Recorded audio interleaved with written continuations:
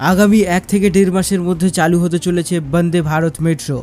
যাত্রী পরিষেবাও শুরু হবে। আপনাদের এই ভিডিওতে জানাবো প্রথম কোন রুটে চলবে, এছাড়া পরবর্তী রুটগুলি কি হতে চলেছে, ট্রেনের ভাড়া, ভিতরের ইন্টেরিয়র থেকে যাত্রী সুবিধা, সমস্ত কিছু এই ভিডিওতে শেয়ার করব।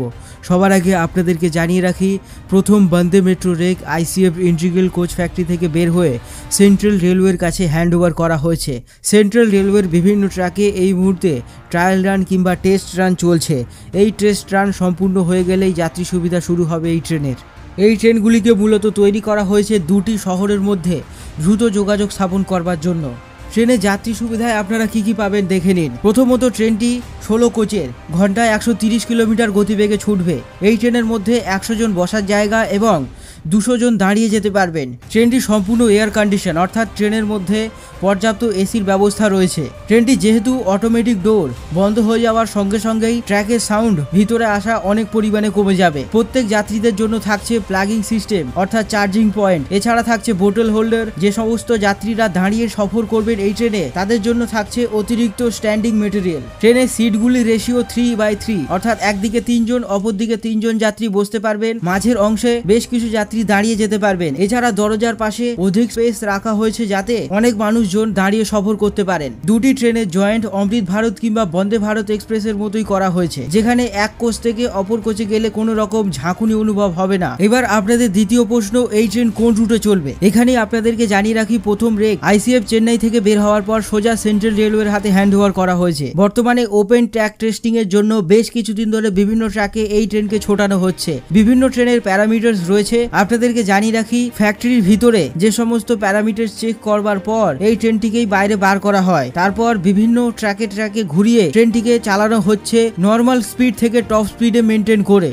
এছাড়া বিভিন্ন ধরনের প্যারামিটার্স রয়েছে, সেগুলি যাত্রী সুবিধায় অত্যন্ত গুরুত্বপূর্ণ ভূমিকা পালন করবে। সমস্ত প্যারামিটার্সের পরীক্ষা প্রায় শেষ বলতে গেলেই চলে। বর্তমানে সেন্ট্রাল রেলওয়ের বিভিন্ন রুটে এই ট্রেনকে যে কোনো দিন যে কোনো সময় দেখতে পাওয়া যাচ্ছে। ট্রায়াল রান কিংবা এমনি চালানো হচ্ছে ট্রেনটিকে বিভিন্ন প্যারামিটার্স পরীক্ষা করবার জন্য। এই প্যারামিটার শেষ হবে, রেলমন্ত্রী জানিয়েছেন, 1 থেকে 1.5 মাসের মধ্যে। তারপরে সেন্ট্রাল রেলওয়ের কোনো একটি রুটে 100 কিলোমিটারের বেশি রুট এমন রুটে চলতে পারে। আপনাদেরকে জানিয়ে রাখি, মেমু ট্রেনগুলি যেখানে সাবারবান এলাকার ভিতর থেকে বাইরের মধ্যে অন্তর সহজ যোগাযোগ স্থাপন করে, সেই মোতাবেক এই ট্রেনগুলি কাজ করবে। অর্থাৎ 100 কিলোমিটারের বেশি দূরত্বে যে সমস্ত দুটি শহর রয়েছে, সেই দুটি শহরগুলিতে যোগাযোগ স্থাপন করবে এই ট্রেন। পরিষ্কার করে এক্স্যাক্ট রুট বলা সম্ভব নয়, যেহেতু সেন্ট্রাল রেলওয়ের কাছে রয়েছে বর্তমানে ভারতের প্রথম বন্দে মেট্রো, সেহেতু সেন্ট্রাল রেলওয়ে নির্ধারিত করবে কোন রুটে চলবে।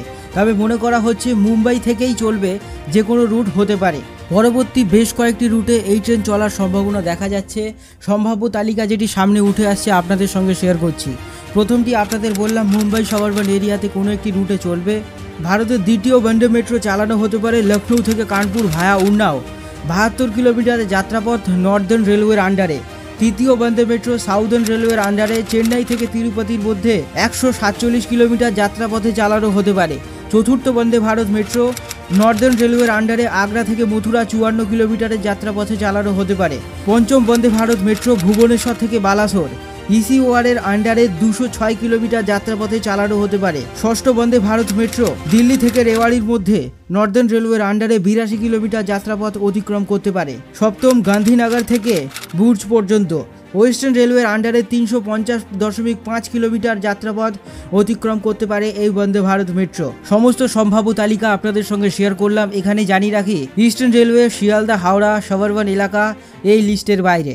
এরপর আপনাদের জানাবো এর ভাড়া কত হতে পারে। এখানেও আপনাদের জানিয়ে রাখি, এক্স্যাক্ট ভাড়া বলা সম্ভব নয়, আনুমানিক ভাড়া অবশ্যই বলা যেতে পারে। প্রথমেই আপনাদের জানিয়ে রাখি, এই ট্রেনগুলি সাধারণত মেমু ট্রেনগুলিকে রিপ্লেস করবার পরিকল্পনা করছে ভারতীয় রেল। মেমু ট্রেনগুলি যেখানে নন এসি, সেখানেই এসির সুবিধা উপলব্ধি করিয়ে যাত্রীদের কম ভাড়াতে অতি দ্রুত গতিতে 2 শহরের মধ্যে পৌঁছে দেওয়ার টার্গেট ভারতীয় রেলের। সেই জন্যই এই বন্দে মেট্রো টাইপ ট্রেন তৈরি করা হয়েছে। আপনাদের জানিয়ে রাখি, এই ট্রেনের ভাড়া মেমু ট্রেনগুলির বর্তমান ভাড়া যে হিসাবে চলছে তার থেকে বেশ কিছুটা বেশি হতে পারে, যেহেতু এই ট্রেনে এসির সুবিধা রয়েছে। টপ স্পিড 130 কিলোমিটার প্রতি ঘন্টা, অল্প সময় বেশি দূরত্ব অতিক্রম করবে, সেই জন্যই। আনুমানিক ভাড়া দেখে নিন। মেমু ট্রেনগুলি যেখানে সাবারবান এলাকার ভিতর থেকে, অর্থাৎ কোনো একটি সাবারবান এরিয়া থেকে সাবারবান এরিয়ার বাইরে কোনো একটি গুরুত্বপূর্ণ শহরের মধ্যে যোগাযোগ স্থাপন করে, ঠিক তেমনটাই কাজ করবে এই বন্দে মেট্রো।